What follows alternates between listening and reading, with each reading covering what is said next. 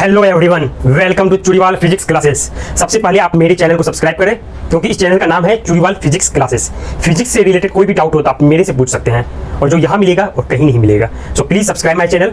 यहाँ पर एनसीईआरटी के हर एक टॉपिक को डिस्कस किया गया है। एनसीईआरटी का ये टॉपिक है सेंटर ऑफ ग्रेविटी 7.8.2। देखते हैं सेंटर ऑफ ग्रेविटी से आप क्या समझते हैं। आपने पहले देख रखा है सेंटर ऑफ मास। क्या सेंटर ऑफ मास और सेंटर ऑफ ग्रेविटी सेम है? नहीं, अलग अलग है।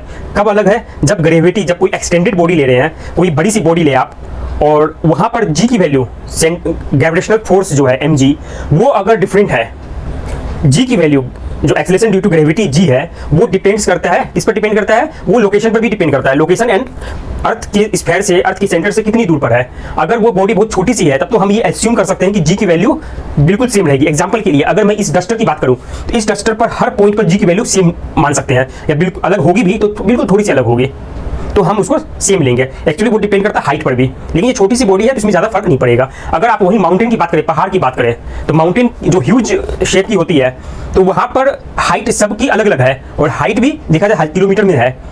जब वहाँ पर हाइट अलग अलग है, इट मीन्स दैट जी की वैल्यू अगर आप कांस्टेंट नहीं लेते हैं, अस्यूम करते हैं कि जी की वैल्यू जो एक्यूरेट है वही लेंगे, then centre of mass and centre of gravity अलग अलग है। अब आपको ये समझना सेंटर ऑफ ग्रेविटी क्या है। सपोज मैंने कोई कार्डबोर्ड लिया, कार्डबोर्ड को मैंने अगर इस टिप पर किसी पॉइंट पर, मतलब ये फिंगर को रखा और ये उठ गई, आप देख सकते हैं, इट मीन्स दैट ये जो पॉइंट है जहां से मैंने इसे उठा रखी है, ये पॉइंट सेंटर ऑफ ग्रेविटी की है। आप सारे पॉइंट पर इसको नहीं उठा सकते, आप देख सकते हैं यहाँ से भी नहीं, यहाँ भी स्लाइड कर रही है, यहाँ भी स्लाइड कर रही है, लेकिन इस पॉइंट पर आप देख सकते हैं कि आप ये उठा पा रहे हैं। तो इसका मतलब ये हुआ, ये जो पॉइंट है यहाँ पर टोटल की टोटल जो यहाँ पर वेट है, टोटल की टोटल यहाँ पर जो सबकी वेट है मास की, वो बैलेंस्ड हो जा रही है। इट मींस दैट इस लोकेशन पर मैकेनिकल बैलेंस है। मैकेनिकल बैलेंस मींस यहाँ पर टॉर्क भी जीरो एंड नेट फोर्स भी जीरो। टॉर्क किसके अबाउट? जहाँ पर हमने इसको रोटेट करा रहा है, मींस जहाँ पर से इसको मैंने उठा लिया है। अगर इस फिंगर पर यहाँ पर मैंने रखा और ये इस लोकेशन पर उठी भी है, तो इस पॉइंट से आपको देखनी है position vector and you have to find the torque. Torque निकालने के बाद और जो नेट टॉर्क होगी यहाँ पर जीरो आएगी, तभी तो बैलेंस्ड है। तो ये एक ऐसी सिचुएशन है जहाँ पर मैकेनिकल बैलेंस है।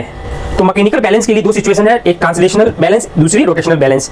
तो centre of gravity of cardboard का जो मैंने एग्जांपल लिया, यहाँ तो नोटबुक लिया, अगर कार्डबोर्ड भी लेंगे, is so located that centre of gravity at the cardboard is so located that the net torque about that centre of gravity is about that point is zero. तो आप लिख सकते हैं the centre of gravity CG of cardboard CG of cardboard is so located that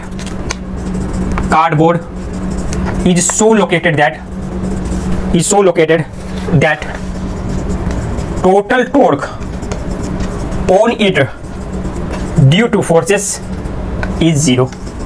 clear? जब यहाँ पर mechanical balance है तो आप फोर्स भी बैलेंस करेंगे और टॉर्क भी बैलेंस करेंगे। सपोज मैंने कि ये बॉडी ले ली और यहाँ पर CGI centre of gravity, suppose मैंने इसको किसी पेंसिल से मैंने इसे उठाना चाहा और एक लोकेशन मुझे ऐसी मिली जहां पर ये कार्डबोर्ड बिल्कुल हॉरिजॉन्टल थी और वो बैलेंस्ड थी, तभी तो वो गिर नहीं रही थी, टिल्ट नहीं कर रही थी, बिल्कुल हॉरिजॉन्टल थी।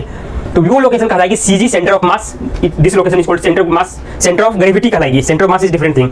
ये सेंटर ऑफ ग्रेविटी, सपोज इस यहाँ पर मास है m1g, m1 इज मास, तो जो यहाँ पर फोर्स लग रही है डाउनवर्ड फोर्स इज m1g, यहाँ पर m2g। इस तरह से डिफरेंट पार्टिकल के निकालेंगे और यू विल फाइंड दैट यहाँ पर से